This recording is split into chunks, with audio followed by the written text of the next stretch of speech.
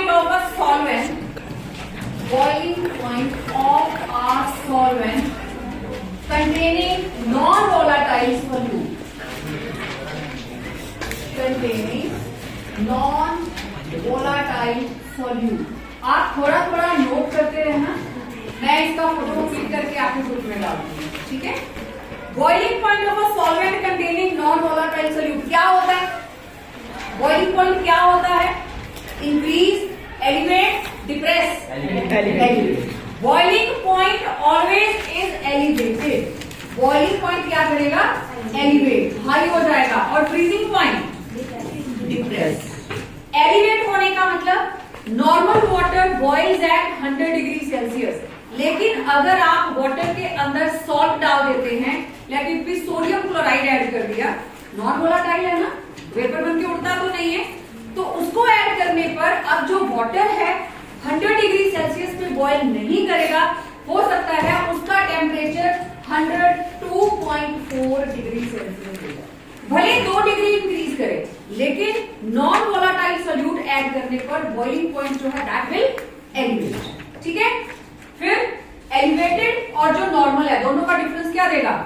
Elevation in boiling point, which is a colligative property. Question number 2.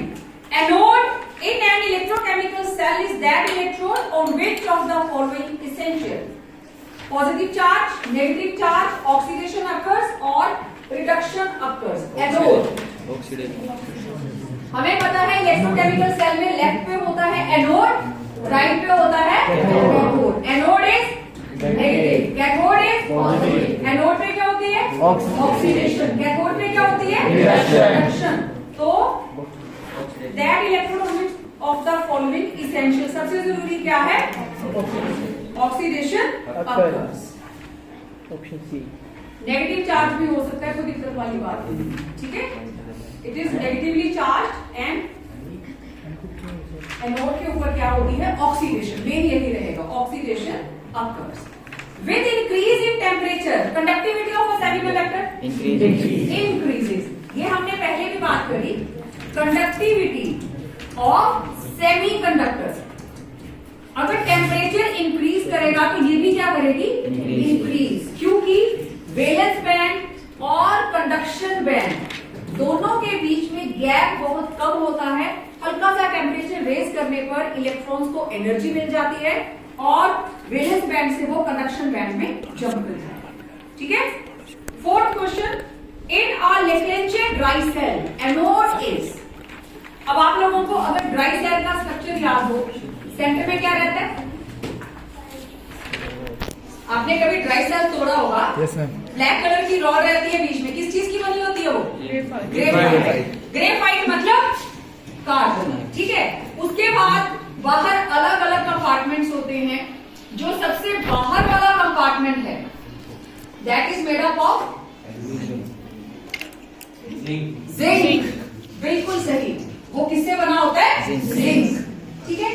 और जिस वक्त cell leak करता है, सेल के लीक करने का मतलब जो बाहर वाला खोल है उसकी क्या हुई है? उसमें परफोरेशन हो गई है ना, सुराख हो गई। कैसे हो गई?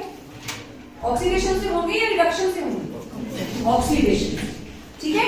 जिंक की होती है ऑक्सीडेशन, और इसके अंदर मैंगनीज ऑक्साइड, अमोनियम क्लोराइड भरा होता है paste which act as electrolyte. तो ड्राई सेल का स्ट्रक्चर अच्छे से पढ़ लें, क्योंकि क्वेश्चन इसी तरीके से आएंगे। एमसीक्यू कोई डायरेक्ट पैटर्न नहीं है बोर्ड के पास कि वो एक पर्टिकुलर किताब है वहां से एमसीक्यू ही उठाएंगे। आपका टॉपिक है ड्राई सेल, ड्राई सेल में से कुछ भी पूछ सकते हैं। अब इसमें उन्होंने पूछा anode is graphite rod, iron oxide and iron hydroxide, zinc container और MnO2 और carbon. Manganese oxide plus carbon. जब हम सेल को कभी तोड़ते हैं तो ब्लैक ब्लैक मटेरियल निकलता है ना, वो क्या रहता है? Manganese oxide mixed with charcoal. और ये जो बाहर का खोल है this is zinc. Nowadays cell जो लीक होते हैं बहुत कम हो गए हैं, क्योंकि उनके ऊपर एक एक्स्ट्रा प्लेटिंग है जिससे लीकेज नहीं होती है। तो आंसर क्या रहेगा? Zinc container. जिंक रहता है एनोड। तो जब रिएक्शन स्टार्ट होती है जिंक 2 पॉजिटिव बन जाता है by the loss of 2 electron, और धीरे धीरे करके ये खोल जो है वो खत्म होना शुरू हो जाता है। Which of the following is most basic? हमारे पास है C2H5 C6H5।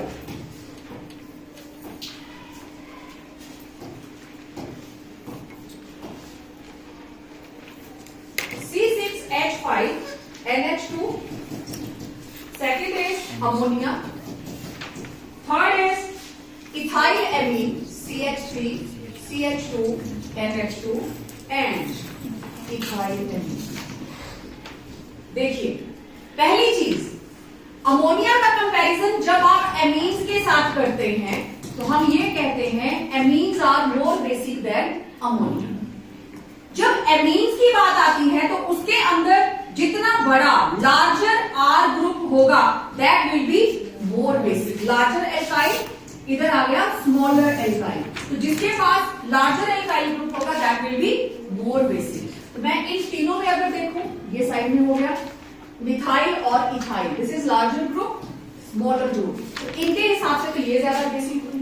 चलो इसको देख लेते हैं, ये कौन है? दिस इज C6H5NH2, ये रहा C6H5 और ये रहा NH2। क्या बोलते हैं इसको? NADP। होता क्या है, इसका lone pair gets involve in conjugation with benzene ring. जब ये बेंजीन रिंग में आ गया तो नाइट्रोजन के ऊपर तो इसकी अवेलेबिलिटी रहती ही नहीं, क्योंकि इसका जो नेक्स्ट स्ट्रक्चर बनेगा it will be having double bond NH2 positive charge delta negative, और फिर ये रेजोनेंस जो है वो आगे मूव करना स्टार्ट कर देती है। तो आगे के स्ट्रक्चर्स के अंदर नाइट्रोजन के ऊपर रहता है positive charge, lone pair of electron is not available for donation, तो ये बेसिक नेचर शो नहीं करेगा। इन जनरल एरोमेटिक एमीन्स और एक तरफ एलिफेटिक एमीन्स और लास्ट में कौन आएगा? Ammonia. Aromatic amines are less basic than aliphatic and aliphatic are more basic than ammonia. तो आंसर इसके बीच में आया। इसके बीच में क्या है? जो लार्जर ग्रुप है दैट इज मोर बेसिक, जो स्मॉलर ग्रुप है दैट इज लेस बेसिक। तो आंसर क्या रहा? Ethyl amine. बेसिक नेचर का क्वेश्चन आए, अगर प्राइमरी सेकेंडरी टर्शरी की बात आती है तो आपको स्टेट देखनी है। Is it asked for gaseous state, तो उसमें हम सिर्फ इंडक्टिव इफेक्ट को लेते हैं, और अगर किसी एक्वस सोल्यूशन के अंदर पूछा है तो वह सॉल्वेशन इफेक्ट, और कौन से वाला आएगा? Secondary, then primary, then tertiary. Clear? तो पहले देख लीजिए एलिफेटिक और एरोमेटिक। तो जो एरोमेटिक होगा वो तो वैसे ही क्रॉस है, वो तो वैसे लाइन से बाहर होगा, ठीक है ना? नेक्स्ट ये रहा टेट्रा कार्बोनिल निकल, ठीक है? निकल 4s2 3d8, ठीक है? तो ये रहा 4s2 3d8। जिस वक्त 4 कार्बोनिल अप्रोच करेंगे, पूरा हमें VVD बनाना पड़ेगा, ठीक? इसको 4 खाली ग्रुप चाहिए यहां पे। This is 4s3d। Okay, let's see.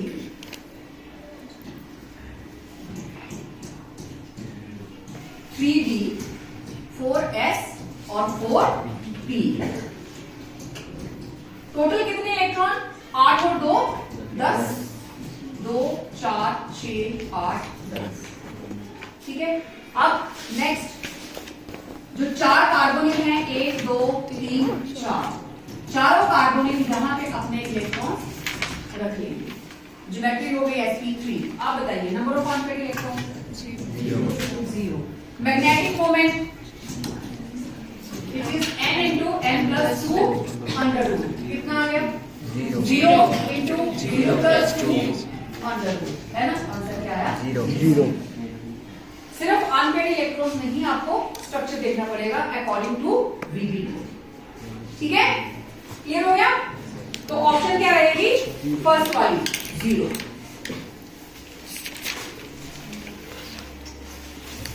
Question number 7, carbon atom attached to halogen in haloarenes. ये रही हैलोएरीन, इसके साथ हैलोजन अटैच्ड है। आपको सिर्फ ये बताना है इस कार्बन की हाइब्रिडाइजेशन क्या है। बताइए यहाँ पे जो कार्बन है what is state of hybridization? sp2 sp2। जिस वक्त कार्बन होती है 4 एटम्स के साथ कनेक्टेड, ठीक है, चारों दिशाओं में अलग अलग एटम के साथ कनेक्टेड है, तो ये है sp3। कितनी ऑर्बिटल्स आ रही हैं? 4।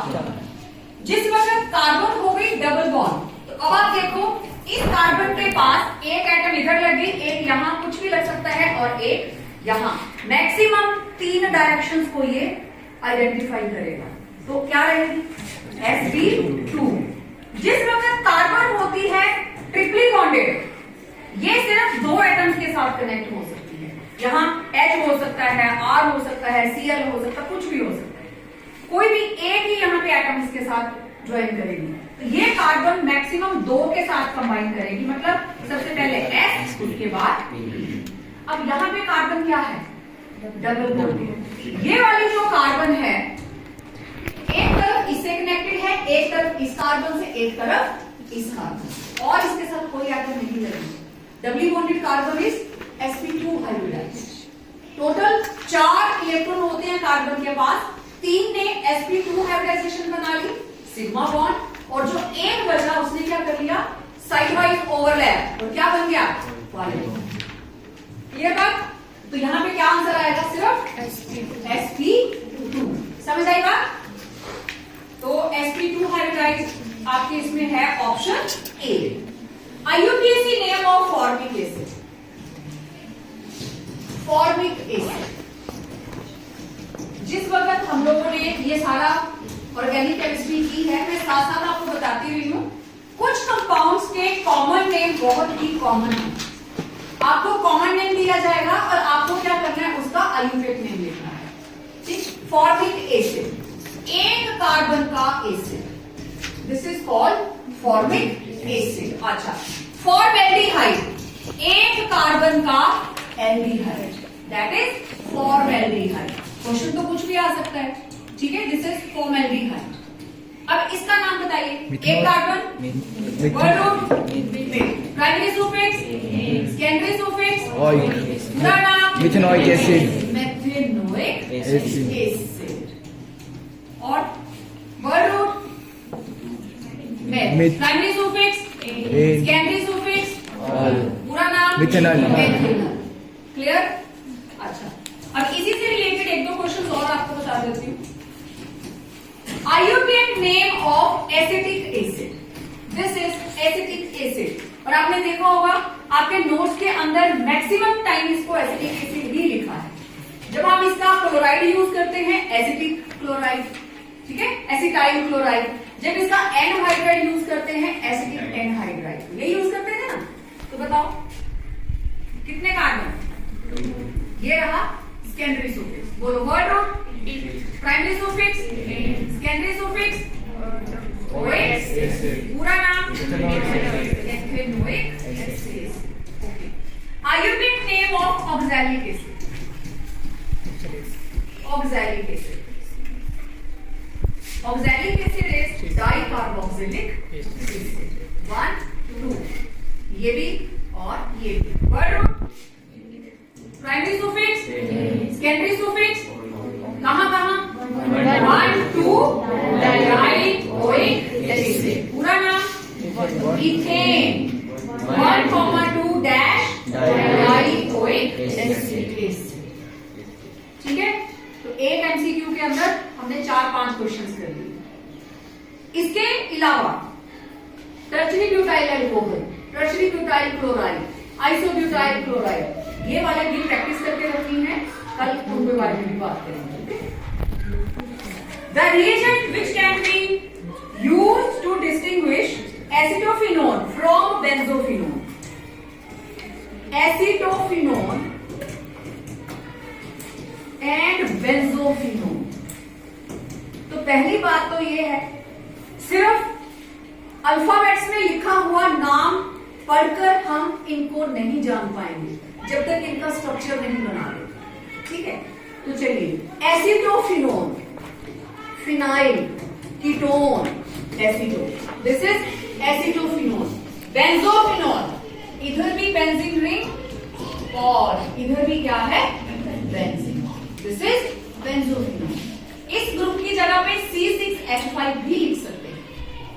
अब आप मेरे को बताओ, इनमें वो ऐसी कौन सी चीज है, कोई एक बड़ा जरूरी टेस्ट है जो इन दोनों को डिफरेंशिएट कर दे, कौन सा है वो?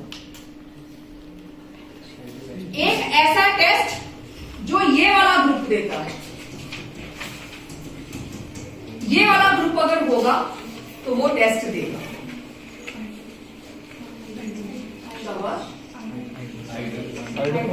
Iodoform test, methyl carbonyl compound फिर मिथाइल एल्कोहल्स, या तो ये ग्रुप हो या फिर ये वाला ग्रुप प्रेजेंट हो। दोनों ग्रुप अगर प्रेजेंट है तो आप उसको आइडोफॉर्म टेस्ट से डिफरेंशिएट कर सकते हैं, क्योंकि ये वाला जो मिथाइल ग्रुप है ये बना लेगा आइडोफॉर्म, और ये जो बाकी का बचा ये किसमें कन्वर्ट हो जाएगा, सोडियम सॉल्ट ऑफ एसिड। ठीक है, तो यहां पे उन्होंने जो ऑप्शंस दी हैं, ऑप्शंस देखिए क्या है। पहली है 2,4 डाइफिनाइल हाइड्राजीन, ठीक है। दूसरा है बेंडिट सोल्यूशन। तीसरा है टॉलरेंस रिएजेंट, टॉलरेंस रिएजेंट। और चौथा है iodine and sodium carbonate, iodine and sodium carbonate. They will differentiate, क्योंकि ये आइडोफॉर्म टेस्ट देगा और ये आइडोफॉर्म टेस्ट नहीं देगा। बाकी सारे के सारे टेस्ट किसके लिए हैं, एल्डिहाइड्स, एल्डिहाइड्स के लिए। टॉलरेंस रिएजेंट टेस्ट एल्डिहाइड देते हैं, कीटोन नहीं देते हैं। बेंडिक सॉल्यूशन टेस्ट एल्डिहाइड देते हैं, कीटोन्स नहीं देते हैं। हमें अच्छे से पता है कि एल्डिहाइड हो या कीटोन हो, आपको याद है ना अमोनिया डेरिवेटिव्स वाला, तो 2,4-DNP के साथ कीटोन भी रिएक्ट करते हैं और एल्डिहाइड भी रिएक्ट करते हैं, क्योंकि कार्बोनिल का डबल बॉन्ड O अमोनिया के 2 H के साथ रिएक्ट करता है, वाटर मॉलिक्यूल रिमूव हो जाता है और डबल बॉन्ड बन जाता है उनके बीच। ठीक है, next, the units of rate constant are time inverse. Units हैं टाइम इनवर्स। टाइम इनवर्स का मतलब let it be second inverse और मिनट इनवर्स, डिपेंड करता है रिएक्शन फास्ट है या स्लो है। ठीक है, आवर इनवर्स भी हो सकता है, ईयर इनवर्स भी हो सकता है। जैसे फ्रोजन, वो तो ईयर्स के हिसाब से चलती है। तो आपको बताना है what is the order of reaction. Rate किसके बराबर होता है, K इंटू H। आपको ऑर्डर ऑफ रिएक्शन बताना है। आंसर क्या आ रहा है, सेकंड इनवर्स। रेट किसके बराबर होता है, mole per litre upon time. और कंसंट्रेशन किसके बराबर होती है, concentration is mole per litre. अगर यहां कंसंट्रेशन की पावर 1 है, ये दोनों कैंसिल हो जाएंगे, तो K किसके बराबर आएगा, टाइम इनवर्स। ठीक है, तो फिर ऑर्डर क्या हुआ, ऑर्डर क्या हुआ, फर्स्ट ऑर्डर। फर्स्ट ऑर्डर के यूनिट्स रहते हैं टाइम इनवर्स। अच्छा, मान लीजिए ऑर्डर 0 है, rate equal to K into A raise to power 0। Rate किसके बराबर होता है, मोल पर लीटर पर सेकेंड, और K anything raise to power 0 equal to 1। अच्छा, अब देखो K रेट कांस्टेंट किसके बराबर आया, mole litre inverse second inverse. Rate constant की भी सेम वैल्यू आई और रेट ऑफ रिएक्शन की भी same value. Zero order reaction एक ऐसा ऑर्डर है, जीरो ऑर्डर एक ऐसा ऑर्डर है जिसमें rate of reaction and rate constant दोनों के यूनिट्स क्या हैं, सेम। एक निकाल लिया आपने। और अगर हमारे पास रेट ऑफ रिएक्शन पे डिपेंड नहीं कर रहा है तो रेट किसके बराबर होता है, कंसेंट्रेशन अपॉन टाइम। कंसेंट्रेशन क्या रहती है, mole per litre, time second. तो रेट भी कितना आया, mole per litre per second. तो for which reaction, for which order of reaction units of rate of reaction and rate constant are same. किसके लिए? जीरो। सेकंड इनवर्स किसके लिए रहता है? फर्स्ट ऑर्डर के लिए। ठीक है, अब मैं यहाँ पे एक बीच में था और भी वैल्यू जो आप लोगों ने टेस्ट किया था, उसमें आया था ना, मान लीजिए फर्स्ट की जगह पे ऑर्डर क्या है? सेकंड। रेट किसके बराबर है? Mole per litre per second के। ये कितना आया? Mole per litre square. तो ये पूरी की पूरी एक कंसंट्रेशन तो कैंसिल हो गई। अब यहाँ क्या है? 1/2 के। इधर क्या आया? Mole per litre. तो के किसके बराबर आएगा? इधर आ जाइए, 1/2। इधर आके क्या हो जाएगा? Litre upon mole. Litre upon mole. तो आप कैसे लिखेंगे? Mole inverse litre second inverse. ये किसके आए? Units of rate constant for second order. जब ये थर्ड ऑर्डर होगा, मोल -2 लीटर सेकंड इनवर्स। जब ये फोर्थ ऑर्डर होगा, उसमें से एक माइनस हो गया, क्योंकि एक इधर कैंसिल हो जाता। अगर आप अपने नोट्स चेक करेंगे, वहां आपको एक जनरल फॉर्मूला भी दिया होगा। याद नहीं रहता है, कोई दिक्कत नहीं, आप निकाल के देख लीजिए। मैं हमेशा बोलती हूँ एमसीक्यू को सॉल्व करें, ठीक है? अक्कड़ पकड़ करके नहीं लिख देना। अब बचे 2 क्वेश्चन असर्शन वाले। Assertion is fluoroacetic acid is stronger than chloroacetic acid. Chloroacetic acid, ये assertion है। Fluoroacetic acid और इधर chloroacetic acid। अब आप मेरे को बताओ, फ्लोरोएसिटिक एसिड क्लोरो से ज्यादा स्ट्रॉन्गर है? ज्यादा है, क्यों? मैम फ्लोरीन की। हाँ, फ्लोरीन क्या? मैं फ्लोरीन से ज्यादा रिएक्टिव है। फ्लोरीन क्या? इलेक्ट्रोपॉजिटिव। बोलो।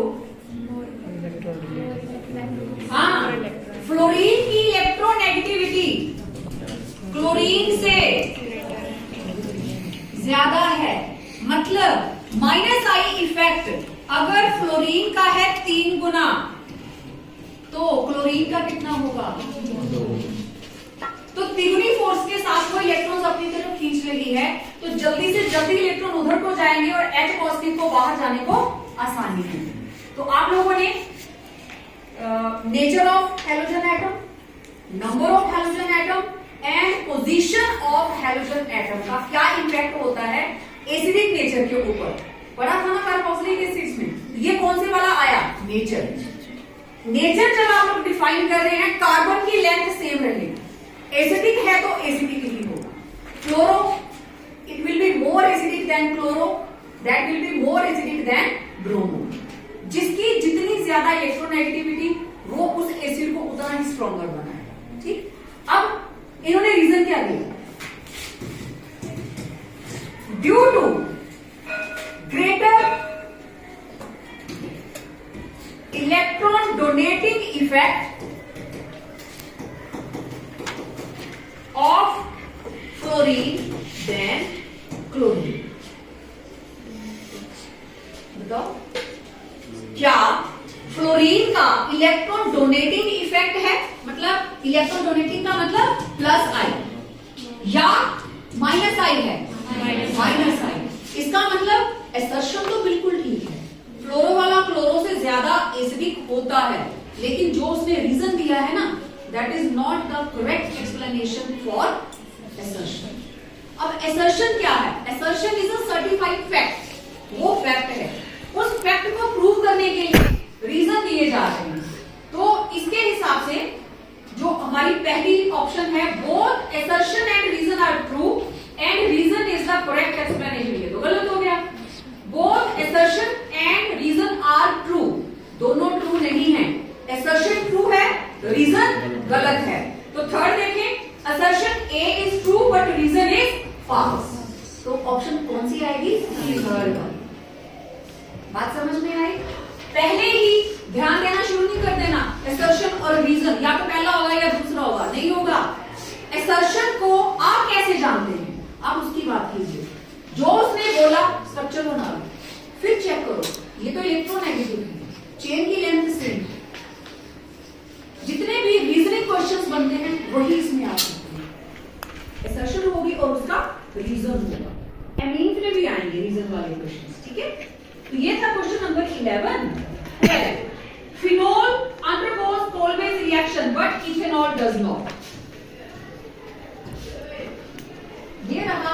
फिनोल और ये रहा ethanol. Phenol undergoes Colway's reaction, but ethanol does not. And reason is phenol is more acidic than ethanol. बताओ।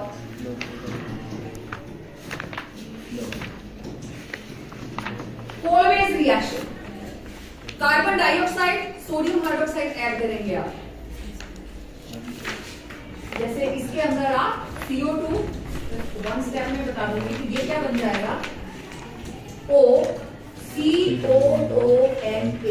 फिर रीअरेंजमेंट होती है और ये बन जाता है OH और यहाँ पे आ जाता है OONA। This is Kolbe's reaction. इसमें तो हो जाती है, इसका H पॉजिटिव एकदम से रिएक्ट कर जाता है, ठीक, लेकिन इथेनॉल के पास क्या है, प्लस साइड इफेक्ट, वहां ये वाली रिएक्शन नहीं होती। तो बिल्कुल सही है, phenol is more acidic then ethanol. ठीक है, इसका मतलब both assertion and reason are true and reason is the correct explanation of assertion A. Clear? ठीक है, ऑलवेज रिएक्शन करी है ना आप लोगों ने।